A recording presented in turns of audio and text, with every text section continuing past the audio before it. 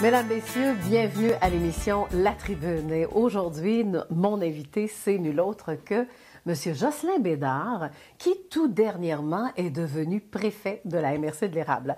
Alors, on a hâte de l'interviewer parce que partir de chauffeur d'autobus à devenir préfet, il s'en est passé des choses, hein, Monsieur le Préfet? Bonjour. Bonjour, Lydia. Comment Bonjour. ça va? Ça va bien, Lydia. Oui, alors malgré tout ce qu'on vit actuellement avec le fameux coronavirus, COVID-19, comment vous vivez ça? Alors, on va commencer avec ça immédiatement, là. On vit ça au jour le jour, nous aussi, hein, parce que même si on a des responsabilités, on ne sait pas tout, fait qu'on voit les développements. Puis on essaie de prendre soin de notre monde le mieux possible. Là. Puis on a des plans de fête là, pour en mesure d'urgence. Donc on n'est pas inquiet pour ce qui peut arriver. En autant que les gens continuent à faire attention comme ils font là. Je tiens vraiment à prendre le temps de le dire, féliciter les gens de l'Érable. Vous prenez ça au sérieux, vous prenez soin de vous autres. Puis continuez comme ça. Je vous félicite. Alors, dans ce cas-là, là, vous êtes ici pour une bonne raison. Êtes-vous prêt à tout nous dire, à tout dévoiler? Ça va être long? Ça va être long, hein? Avez-vous beaucoup de secrets? Oui. OK. Alors, mesdames, messieurs, comptez sur nous. On va essayer de lui faire dire plein de choses. Une vie intéressante, est-ce qu'on peut dire ça? Très intéressant. Oui? Très intéressant. Donc, Jocelyn Bédard, vous êtes vraiment né à Notre-Dame-de-Lourdes? J'étais né Oui, je suis né à Notre-Dame-de-Lourdes. OK. Ouais, je suis né là. J'espère y mourir. Oh, oui. Ben, j'espère aussi, hein, parce que vous êtes vraiment attaché. Vous avez Notre-Dame-de-Lourdes tatouée dans le cœur. On l'aime notre place. Hein. C'est sûr que chez nous, c'est chez nous. Comme à nos places, le maire aime bien sa place, mais chez nous, là, je trouve ça super beau. Là, je me pose une question parce que même des gens qui nous écoutent vont se dire ouais, mais souvent on dit Lourdes. Alors, dans l'émission, est-ce qu'on va dire Notre-Dame-de-Lourdes ou Lourdes? On dit Lourdes à ce temps. Notre-Dame-de-Lourdes, c'est officiel. Mais Lourdes, là, ben, ça, c'est amical. Puis, c'est ça. On dit tout Lourdes. Là. Oui. Quand on va quelque part, on dit, tu viens d'où? Lourdes. Et tout le monde est ami à Lourdes. Hein? Oui, tout le monde est ami. Combien d'habitants dans votre ville? On dans votre joue municipalité? dans le 700, 720, parce qu'il y a des décès, il y a des naissances, il y a des nouveaux arrivants. Fait que, dans 7 à 700, 720. Bon. Et avec 720 personnes, donc, est-ce qu'on a encore un poste d'essence? Est-ce qu'on a son dépanneur? Racontez-moi un peu la vie à Notre-Dame-de-Lourdes. On est quand même chanceux. On a encore notre dépanneur, nous autres. On a encore notre bureau de poste. On a encore la Caisse populaire qui a son comptoir chez nous. On a toutes des installations de loisirs. Oui, on a une entente de loisirs avec la ville de Plessisville qui fait que nos gens qui restent chez nous se sentent en ville, même s'ils sont en campagne. Donc, c'est ça qu'on aime. Mais pour les activités, bon, ce qui nous manque, finalement, on le retrouve à Plessisville, c'est ça? Parce que c'est une ville qui est presque, qui est voisine, mais que, hein, de temps en temps... de temps en temps, c'est ça, vous avez même payé pour les services à Plessisville. Racontez-nous un peu comment ça s'est passé pour dire, plutôt que de construire un grand aréna, regarde, on va emprunter l'amphithéâtre à Plessisville. Ce partage-là... c'est arrivé, parce qu'il y a eu une offre de fait par monsieur le maire de Plessisville, M. Fortin, il y a quelques années. Puis nos résidents, nous autres, ils venaient faire des activités à Plessisville, à la bibliothèque. Ils venaient jouer au hockey, au soccer. Les gens venaient prendre des cours de patinage artistique. Mais il fallait qu'ils payent des frais de non-résidents. Fait que, ils étaient venus voir la municipalité, payer les frais de non-résidents. On en payait une partie, mais on n'avait pas les moyens de tout payer, puis on se rendait compte que ça empêchait des gens qui voulaient venir faire des activités ici à Plessisville de ne pas le faire parce que c'est une question de budget. Fait que Mario, nous avons offert une entente signée à l'année qui paierait les frais de non-résidents, puis qui donnerait le droit à tous les résidents de Lourdes, les enfants, de venir aux activités, sans frais supplémentaires, sans taxes de non-résidents. Fait qu'on a embarqué dans ça. Depuis ce temps-là, vous donner un exemple, on avait 2 citoyens qui étaient à la bibliothèque dans le temps. Aujourd'hui, on est rendu à 55. Tu sais? Fait que ça, c'est un exemple. Là. Voilà. Et après ça, je pense que d'autres municipalités ont bien sûr suivi également. Là, on va parler de votre vie aussi, parce qu'on se demande toujours pourquoi quelqu'un s'intéresse énormément à la politique. Il y a peut-être papa ou maman qui a déjà fait de la politique. Parlez-moi un peu de vos parents. Ben, mon père, c'était un producteur agricole pour commencer, mais il s'est toujours impliqué dans la vie sociale. Il a fini sa vie comme travailleur au ministère des Transports. Puis dans les années 70, il a participé à la mise en place du syndicat des fonctionnaires provinciaux du Québec. Fait qu'il s'impliquait dans le syndicat.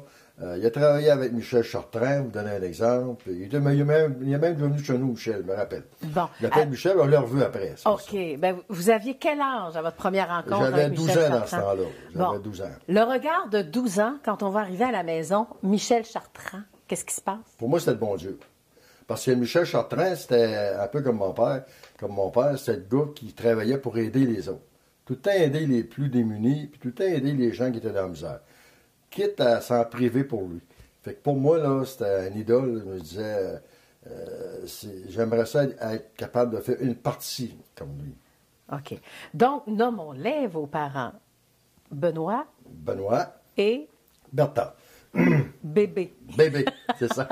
Dans le temps, il faisait des farces, il disait, c'était Brigitte Bardot était bien populaire, il disait donc c'est Bébé. Ouais, ça, c'est le père qui disait ça, c'était pas la mère. Non, c'est ça, ouais.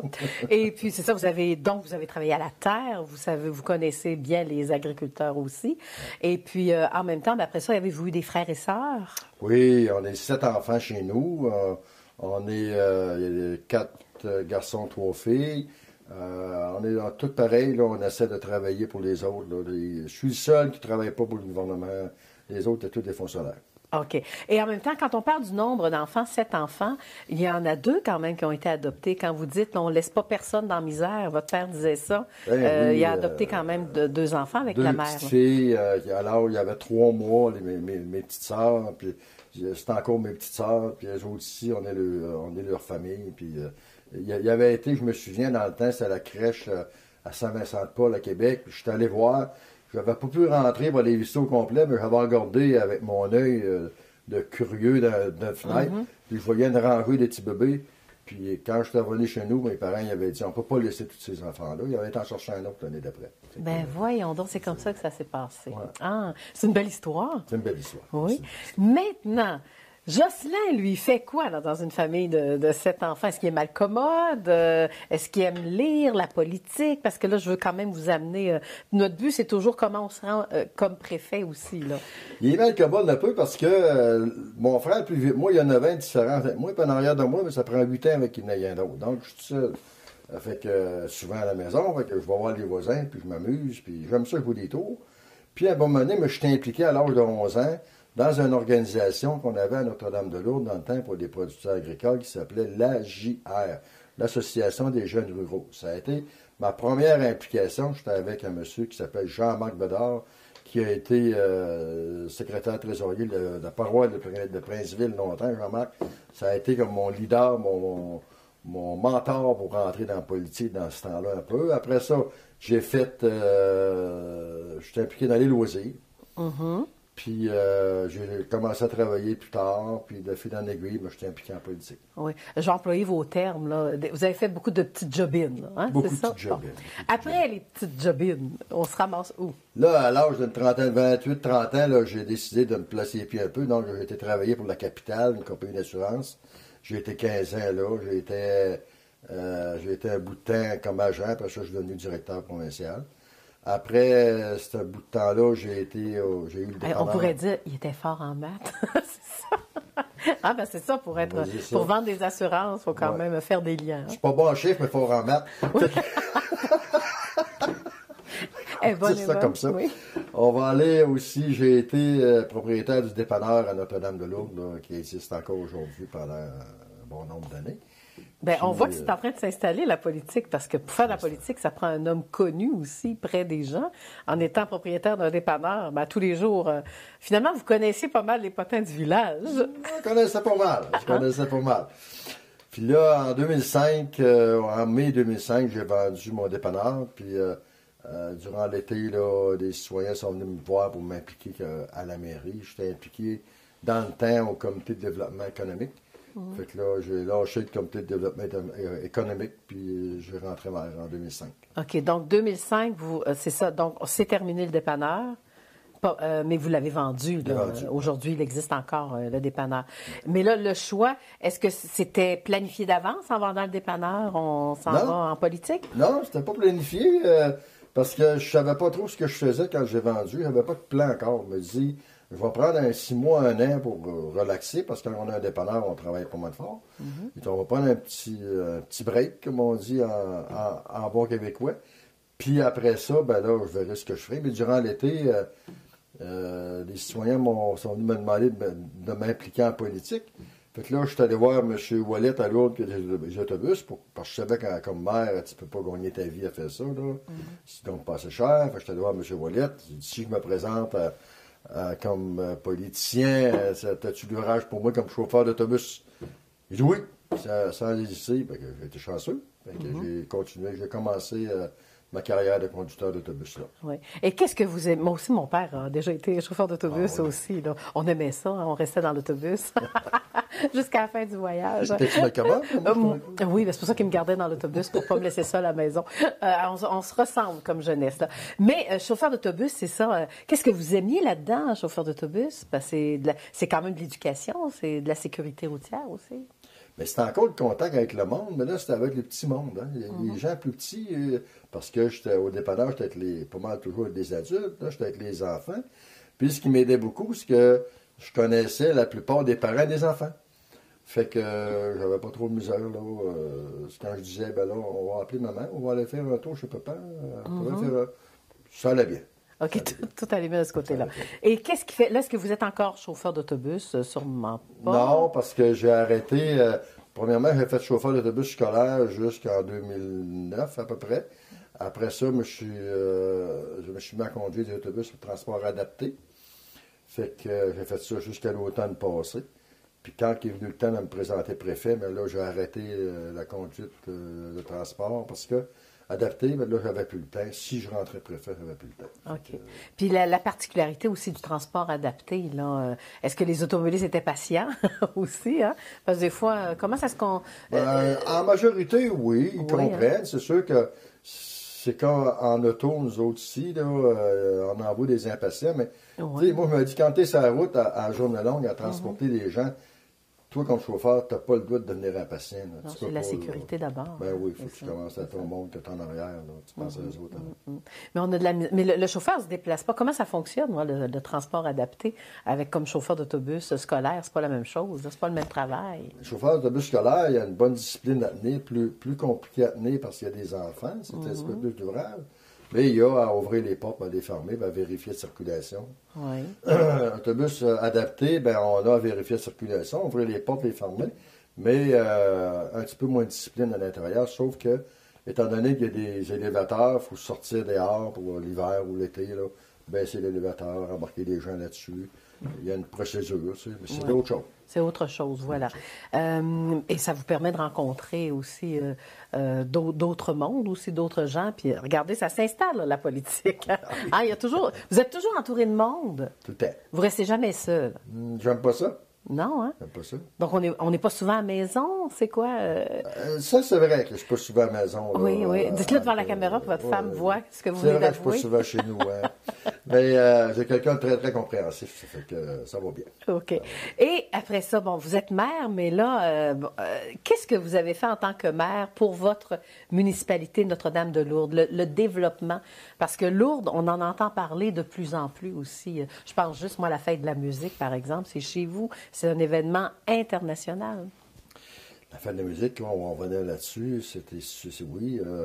Qu'est-ce qu'on a fait? Bien, écoutez, au début, là, quand on commence comme élu, on commence par des petits projets. Je me souviens d'avoir rentré à l'automne 2005, puis d'avoir dit on va faire une salle de bain pour personnes à mobilité réduite dans notre salle municipale, parce qu'on ne l'avait pas. Après ça, on s'est mis à installer... on a refait des trottoirs chez nous. Après ça, on a installé une CPE avec une installation, une garderie, parce qu'on n'avait plus. Après ça, on a fait un centre communautaire. Après ça, on a dit, tiens, on va mettre la fibre optique dans tous les rangs.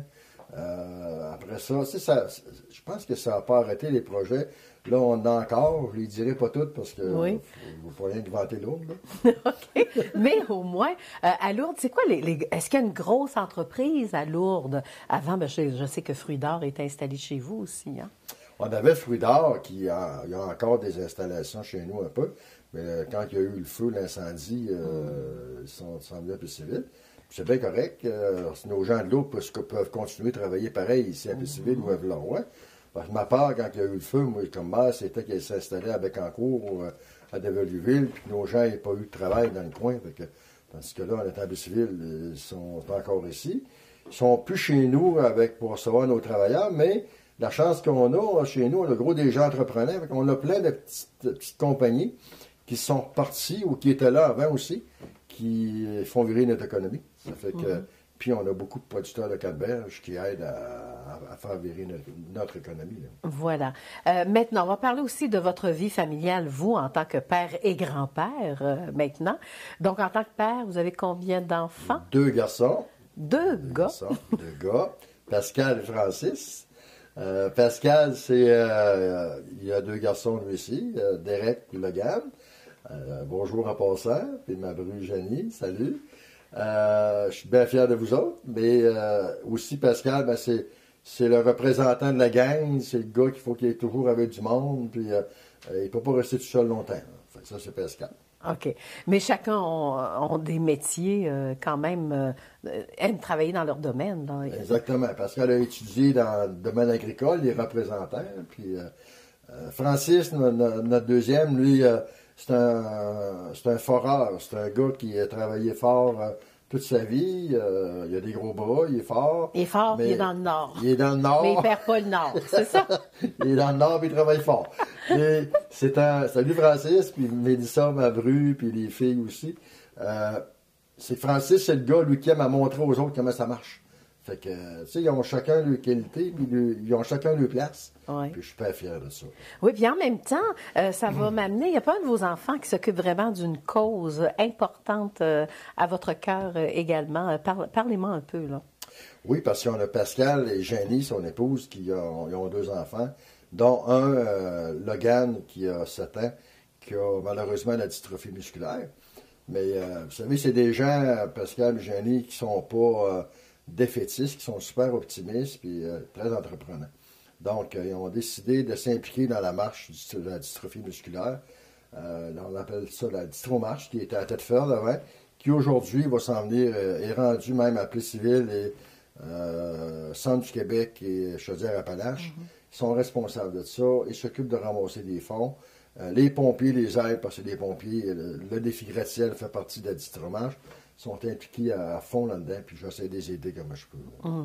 Parce que même en tant que grand-père, c'est ça, vous l'aimez, votre petit-fils aussi, puis la famille. Puis c'est important parce qu'on ne sait jamais quand on va peut-être trouver un remède aussi. On ne le sait pas, la vie. Il faut toujours espoir, confiance, hein, c'est ça? Exactement. Il y a des bonnes avancées dans ça aussi. Bon, maintenant, on va parler aussi de... Est-ce que ce fut un rêve de devenir préfet? Est-ce que vous aviez des intentions depuis des années, ou à un moment donné, on se dit, voyons, de maire, j'aimerais ça être préfet. Comment ça s'est passé? Pour moi, non. C'était pas un rêve de devenir. C'est les circonstances ont fait que, avec les années d'expérience, là, comme maire, après 13-14 ans, on a fait pas mal le tour du jardin. On a appris beaucoup d'affaires. C'est sûr que je n'ai encore à apprendre, mais j'avais fait le tour pas mal. Puis c'est un nouveau défi. Fait que l'année passée... le tour, ça veut dire que vous aviez au-dessus de 15 comités, là, c'est ça? Un bout de temps, oui, une quinzaine de comités au niveau de la MRC. Fait que j'avais appris beaucoup dans ces dernières années-là, puis là, ça m'intéressait de m'impliquer, mais je ne voulais pas m'impliquer tout seul. Pour ça, il faut que je sache, quand je m'implique dans quelque chose, moi, j'aime ça travailler à la gang, en équipe, puis j'ai discuté avec d'autres, puis c'est ce qui a fait que je me suis présenté préfet à l'automne. Bon. Est-ce que un préfet, on va l'expliquer aux gens, un préfet, ça fait quoi? Est-ce que c'est juste pour la presse, pour se faire photographier, faire des entrevues? Ça fait quoi un préfet? Un préfet, ça fait à peu près comme un maire, mais au lieu de travailler avec 6 conseillers dans sa municipalité, on travaille avec 10 autres maires dans le bureau. Ce qui fait que quand on est à Lourdes, on a un projet, un exemple, je vais donner un exemple, de refaire des trottoirs, on est 6 conseillers. Mais si on travaille au niveau de la MRC, que Laurierville a le projet de refaire ses trottoirs, on va y aider à faire son projet aussi.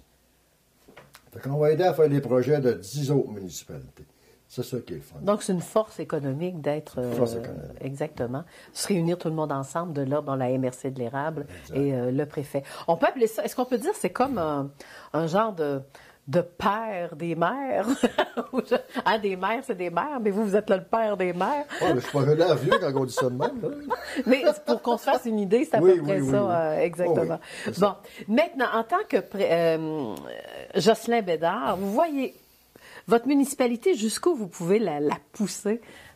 Parce que le fait d'être préfet, est-ce que ça peut aider ou tout le monde est égal? Comment qu'on fonctionne? Ça peut pas nuire. C'est sûr que comme préfet, je fais bien attention de ne pas me servir des contacts de préfet pour avantager seulement une municipalité qui est lourde. Là. Si j'ai un projet au niveau de préfet qui peut aider les municipalités, ça va être pour les 10 autres. Mais je suis quand même toujours maire à Notre-Dame-de-Lourdes. J'en ai encore des projets chez nous, puis on va encore les faire avancer. Puis, faut pas, j'oublie de dire, puis ce qui est super important, on a une grosse équipe de travailleurs chez nous. Les 6 autres conseillers qui sont là m'aident beaucoup, donc ça va bien. OK. Maintenant, avez-vous, je ne sais pas, moi, comme projet, on parle souvent de villes jumelles. Est-ce que vous êtes jumelé à une ville? On ne l'est pas encore, mais ça serait une bonne idée. Ben, Notre-Dame-de-Lourdes, on pense à quelle ville? Il y en a une de Lourdes en France. Ben oui, Lourdes en France, les secrets de Fatima. Hein? Les secrets de C'est que la Fatima. Vierge Marie a apparu. On a déjà la grotte. Ben, la grotte, où la grotte? À côté de l'église, on a une grotte là, avec un beau petit parc que les gens de la fête de la musique qui travaillent bien fort, ils nous ont aidés à faire. Ça fait que on pourrait peut-être jumeler avec Lourdes en France. Puis Bon. ça serait intéressant parce que il y a eu des miracles là-bas. Ben c'est ça. Donc, vous devez... Hein, on se voit devenir la municipalité faisant pas? des miracles. Pourquoi pas? À Lourdes, dans la MRC de l'érable. Ben pourquoi pas? Ben, ce serait une très bonne idée. Mais vous voyez où, là, dans quelques années? Là? J'aimerais ça qu'on parle de vous, là, les gros projets. Là, avant que je quitte la politique, il faut absolument que je fasse... J'ai quand même une priorité, j'ai un devoir à faire envers mes citoyens. Écoute, nous autres, on a développé des quartiers à Lourdes pour des quartiers d'habitation. Puis là, on a encore d'autres choses à faire dans les quartiers d'habitation, mais dans un autre niveau. Ce que je veux dire, c'est que j'aimerais ça qu'on travaille, gros, à garder nos personnes plus âgées chez nous. Parce que là, on travaille à garder nos familles, nos jeunes familles. J'ai comme rêve de faire un quartier de mini-maison. Oui, ces temps-ci, ben oui, c'est vrai. Mais là, ça, il y a beaucoup de travail à faire après ça. Là. Oui. Il y a des terrains, il y a des règlements à adapter. Fait que là, c'est une affaire à long terme. Un peu comme les maisons mobiles, à un moment donné. On a fait des quartiers de maisons mobiles. Ouais. Là, ça va être un quartier des petites maisons. C'est parce qu'on a déjà chez nous une personne qui travaille avec les personnes âgées. On a une travailleuse de milieu, nous autres, qui est là, qui, à toutes les semaines, va voir le monde chez eux, qui vivent seuls, voir, elle cogne à la porte, voir si tout va bien. Ça sécurise les gens qui sont tout seuls, puis les familles de ces gens-là. Fait que là, je me dis, si on aurait un parc de mini-maisons, je sais pas, une 10, 12, 15, 20, là, pas de limite, cette personne-là pourrait continuer à faire ça aussi. Ben, ces gens-là se sentiraient en sécurité. Oui, puis rester autonome le plus longtemps possible. Puis les voisins deviennent des amis. Alors, il y a comme ça devient comme un terrain de camping. Exactement. Exactement. On va s'envoyer les recettes. On va faire un petit Floride chez nous, en plus de Ben oui, voilà. Alors, donc, en guise de conclusion, votre plus grande fierté là, dans votre vie que vous avez déjà réalisée, puis vous êtes content, puis peut-être toujours dans la pensée de votre père, dans le sens que on n'a pas le droit de ne pas aider un plus démuni que nous. Là. C'est peut-être dans cette pensée-là. Pensez-vous à un événement particulier? La première chose qui me vient à l'idée, c'est toujours mes enfants. Parce que tantôt, je vous parlais de la cause pour laquelle Pascal s'implique, puis je vous parle aussi de la cause pour laquelle Francis s'implique. C'est une cause générale. Lui, il passe son temps à aller voir les voisins, puis le monde qu'il connaît, je peux-tu lui donner un coup de main? Tu sais, c'est des gens comme ça. Puis je pense que c'est ma fierté, ça. Si chaque personne est capable de laisser à une autre personne le fait qu'on peut aider les autres, je pense que c'est d'une richesse.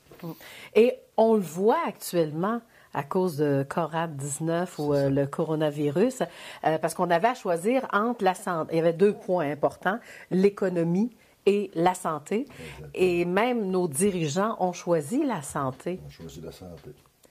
Puis je suis fier de ça parce que je suis fier du choix qu'ils ont fait. Je suis surtout fier aussi d'avoir de la façon que les gens dans l'érable l'appliquent. Ça.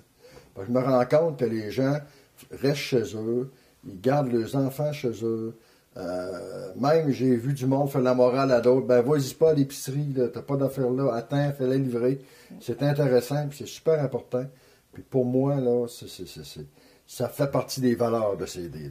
Oui, et même quand on voit des rassemblements le soir, quand les gens prennent des marches, on se dit, ils ne devraient pas se rassembler ou garder le fameux 2 mètres ou 1 mètre. Là. Alors, c'est ce que vous appliquez aujourd'hui. Là. Exactement. Voilà.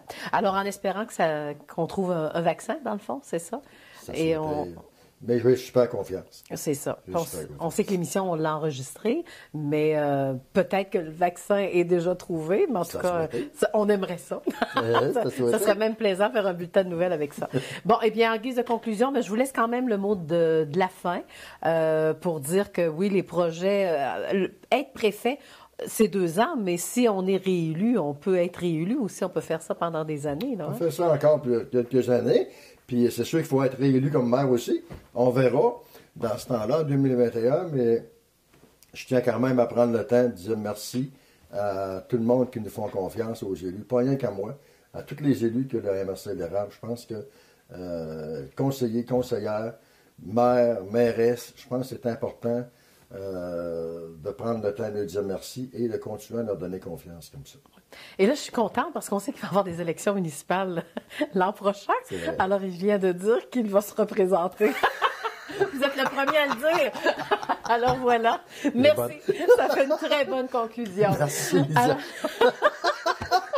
Alors voilà, notre entrevue à la tribune, c'était le très sympathique préfet de la MRC de l'Érable, mais également maire de Notre-Dame de Lourdes. Merci d'avoir été si généreux et bonne élection pour 2021. Merci, bonne journée. Au revoir. Bye-bye.